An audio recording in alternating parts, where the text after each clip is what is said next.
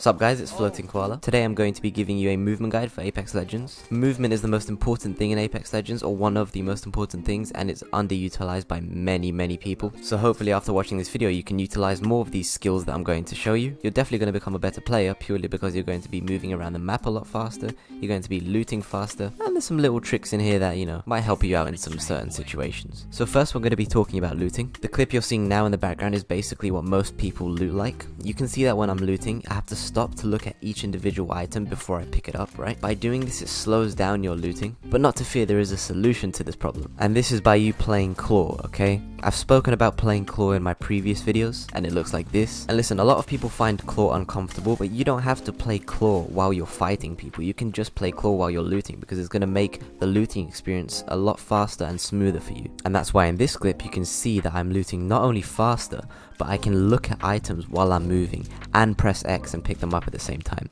So next I'm going to be talking about a trick that works exceptionally well at Capital City, and especially on this building. So considering this building is very high, once you jump down and you hit the floor, there's like a little delay to when you can start sprinting again. So now there's a little trick that I don't think many people know about or even use. So simply all you have to do is kick the building when you are falling down. It's best to do it when you're closest to the ground, because then it allows you to move off even faster. What kicking the building does is it basically slows down your fall, so when you hit the ground you can move off straight away. So this trick is best used when you're being chased, and it will basically allow you to gain some distance on the people who are trying to murder you. So next I'm going to be talking about a trick that most of you advanced players are probably doing every game, and that's sliding over obstacles to keep your momentum going. So this is what it looks like when you're going over it without doing the trick. You know, it's okay, but if it can be done better, you might as well do it better. So this is how you do the little trick. So basically, as soon as you climb on top of it, you slide.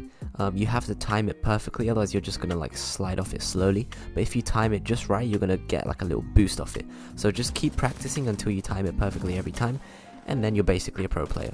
So the next thing we're going to focus on is how you can move around the map a lot quicker. I'm sure a lot of you guys do this, but guys, the quickest way to get around the map is by slide jumping, okay? So you want to slide jump as frequently as you can. This is just going to allow you to increase your movement speed, and it will also make you a harder target to hit. And you're probably like, Koala, everyone slide jumps. But my guy, let me tell you, I have spectated so many people and they move around the map like absolute sea cucumbers. They are super slow. So basically in this next part of the video, we're going to be looking at some of my gameplay. And while we're watching this together, I'm going to be coaching you on two main things. And this is going to be movement and the things that are going through my head whilst I'm playing. So basically my decision making. So right now I have the best position you could probably ask for in this situation. I am basically above everyone, and this is where you want to be.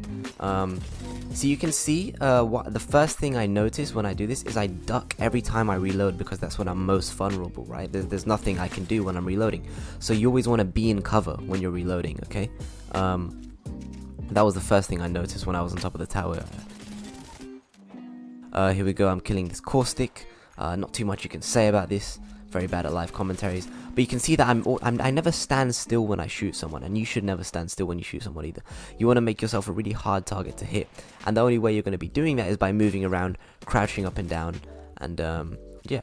So as you can see, I move up to this little high ground, even if it's just a little bit of high ground. It doesn't need to be a tower, but even that little bit of high ground gave me the advantage on that Gibraltar.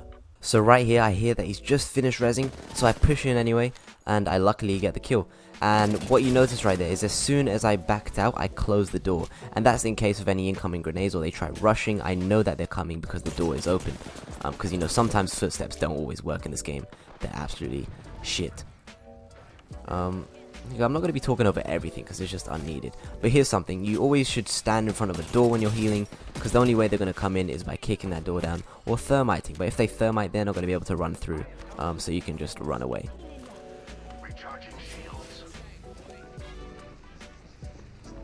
What happens here? Okay, so see, I obviously get killed from behind, so not too much they can do about that.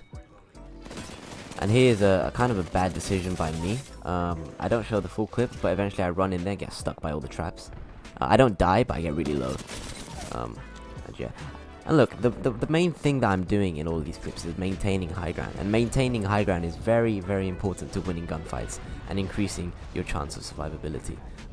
As you can see, I hear him rezzing, so I push in. I know the whole team's weak, so I just decide to slap their butts. and it worked out well for me. It doesn't always work out that way, but this time it did. And you know, I'm eliminating any threats such as the caustic traps. I eventually eliminate my own team's caustic traps because I think it's an enemy. You guys should try 2 times on an R99. It's very useful. See, look at that. I thought that was an enemy, but that was just my caustics. So the final thing I want to talk about is wall jumping. Wall jumping is for the people who already know how to play the game really well, and it's just something else they can add to their inventory. It basically looks like this, and it's not too useful on this map, purely because it's so open, and you know, long range engagements are more common than close range. It's useful, but not in all the situations. So the way you do it is you slide while pushing forward, and then while you jump onto the wall, once you're on the wall, you let go of your moving forward button, and then you press A again, and it basically just makes you jump out, and it launches you away into space. So yeah, that's basically been the video. There's one more little clip that you're watching right now that's basically a really nice route that I like to take whenever I'm getting chased in this area. It just throws the enemy completely off and they have no idea where the hell you've gone. It's very simple, but it's very useful. But yeah, if you did enjoy it and if any of these tips actually helped you, leave a like and don't forget to subscribe, and I will see you in the next one.